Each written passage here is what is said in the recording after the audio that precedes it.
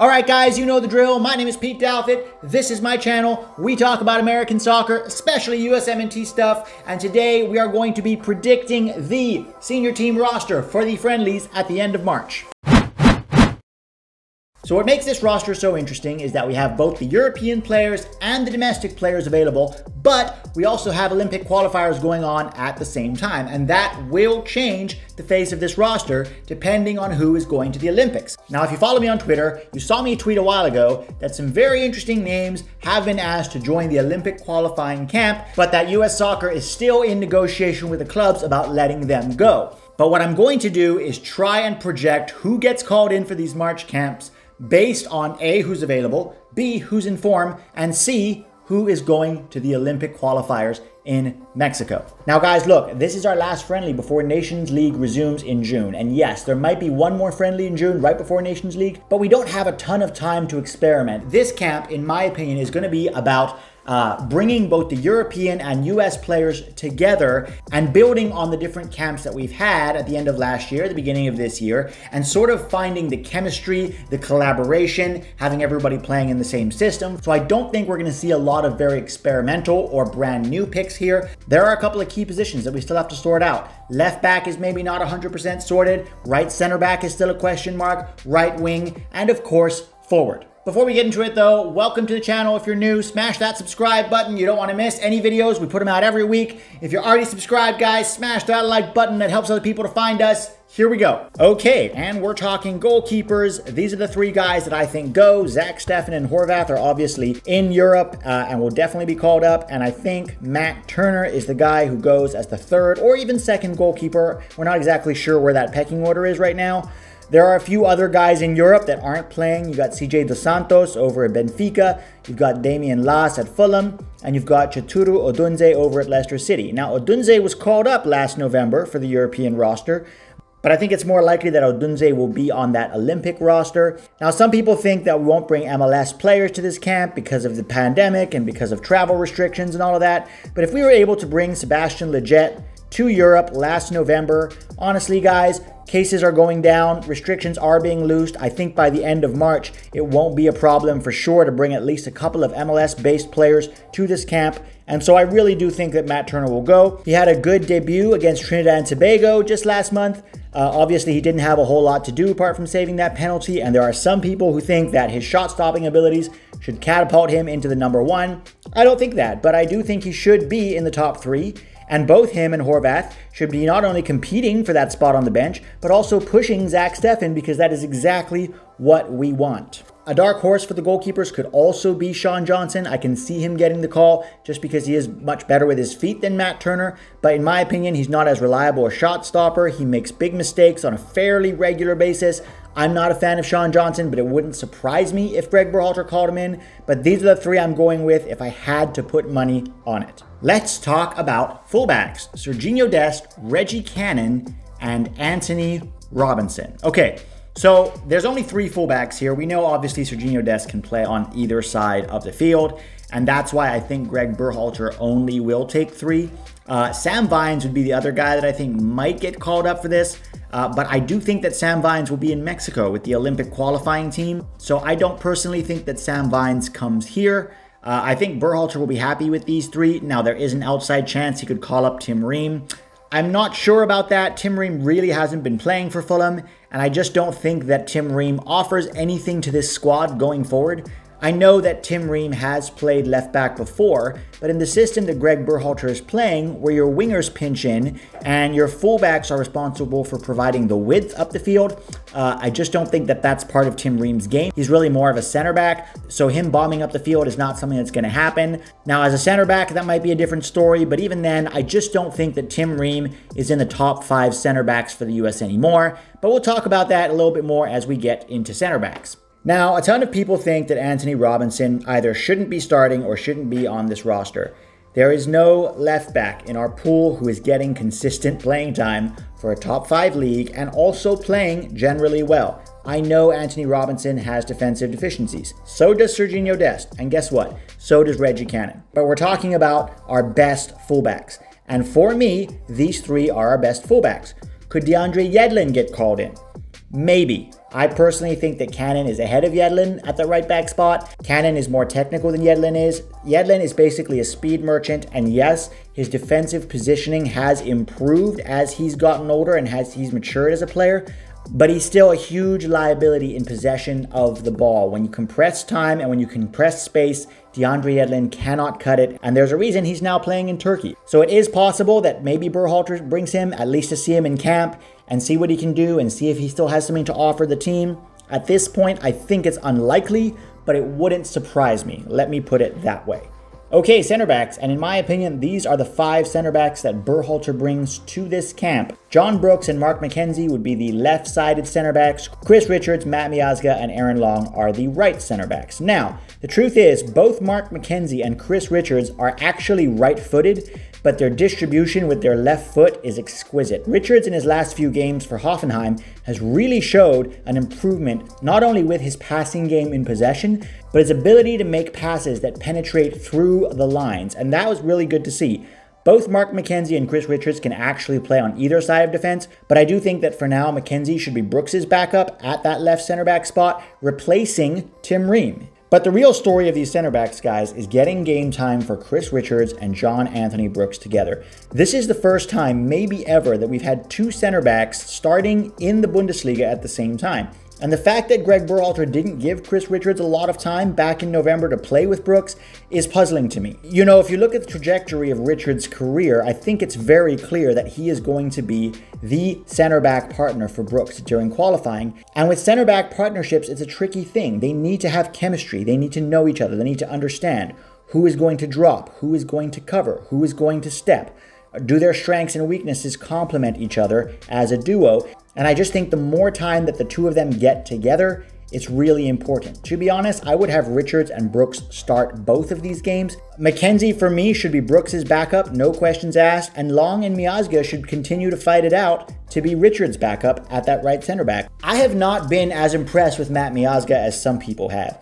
In November, he had that mistake against Wales that nearly cost us a goal. He had 2 mistakes against Panama and was at least partially responsible for both goals that we conceded. He had another mistake where he literally passed the ball to a Panamanian player inside our own box, and the only reason it didn't result in another goal was a lack of quality from their side. He's also been very up and down over in Belgium and has made some really boneheaded decisions. For me, Matt Miazga is not reliable as a defender. He seems to be one of those guys where he's just inconsistent. You don't know what you're going to get from him. He might have a good game and then do something really stupid that gets him sent off. We've seen this happen to him before, and I don't like unreliable center backs. I just don't. Aaron Long's problem is that he can't pass the ball. And in Berhalter's system, where we want to play out of the back, you need somebody who can pass the ball. But as far as defending goes, I'm actually more comfortable with Aaron Long than I am with Matt Miazga. And feel free to disagree with me, guys. This is my opinion based on what I have seen. Everybody's going to have their own opinions. Some people feel that because Miazga is in Europe, he's probably a better defender than Long. I'm not sure. I subscribe to that idea. But to be honest, neither of these guys really does it for me. It should be Chris Richards and John Brooks for both of these games, with maybe Mark McKenzie getting some substitute minutes as that left center back to rest John Brooks. Let's talk about central midfielders, guys, and this is where it really gets fun. Tyler Adams and Weston McKennie are obvious picks. Yunus Musah is here, and yes, guys, I really think that Yunus Musah is going to play for the US. I think we're going to find out before or in March, and he will be on this squad.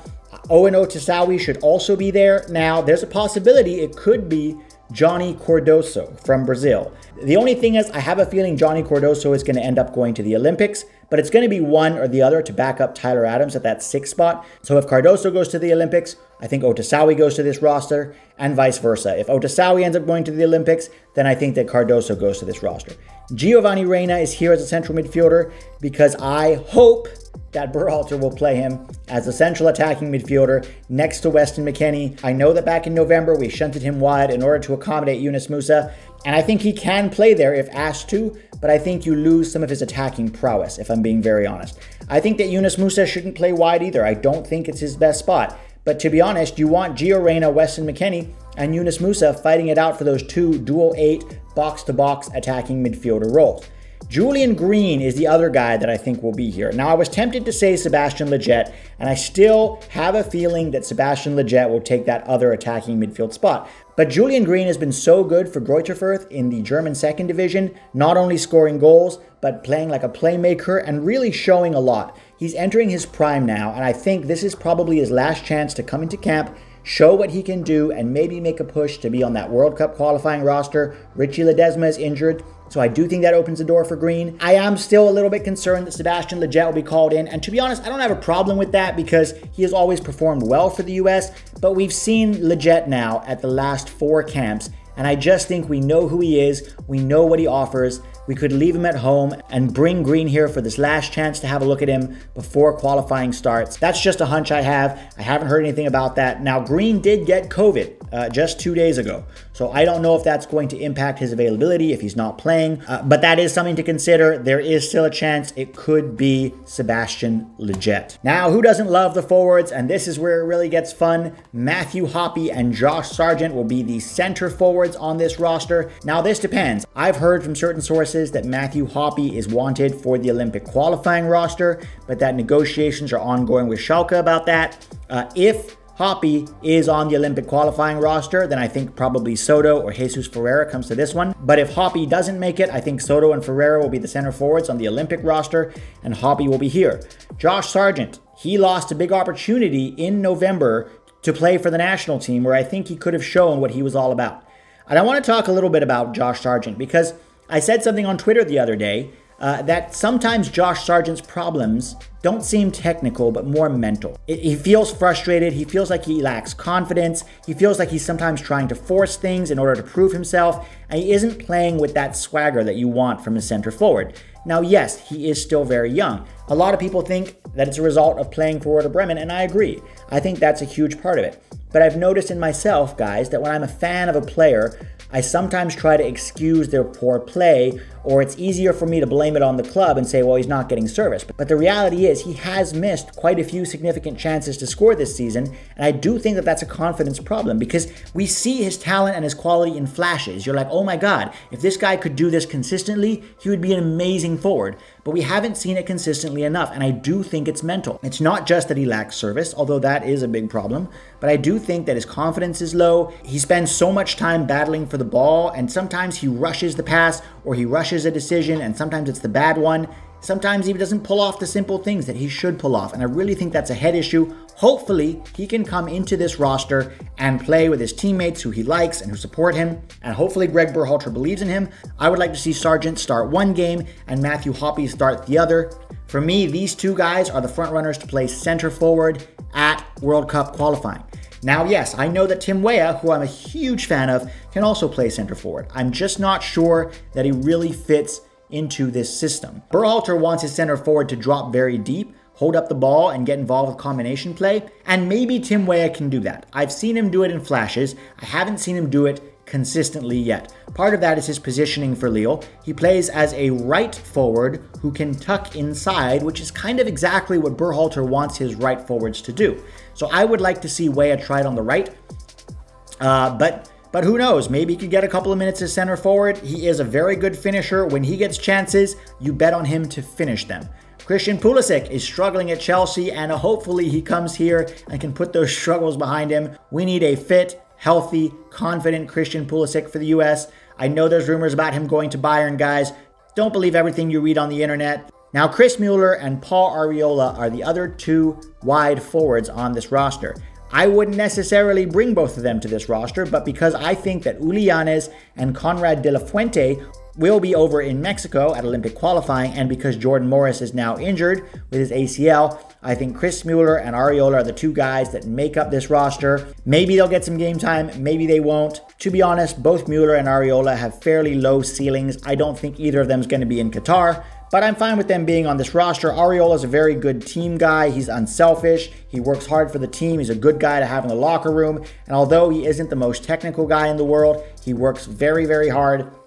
Chris Mueller is still learning, still growing. We have to see how he does his second season at Orlando. Can he keep up the same level of form as we saw from him before? Now, if Uli Yanez or Conrad de la Fuente don't go to the Olympics, I can see either or both of them on this roster. I think both of them have higher ceilings than both Mueller and Arriola, so we're just going to have to wait and see. But if I had to put my money on it, these are the 6 forwards I think Berhalter takes for this camp. All right, guys, as always, thanks for watching. Let me know in the comments who I missed or who you think should be there or shouldn't be there. It's going to be fun to decipher. We have the Olympic roster dropping very, very soon, and I will be breaking down that roster with Filippo. You guys have a great week, and I will see you next Tuesday.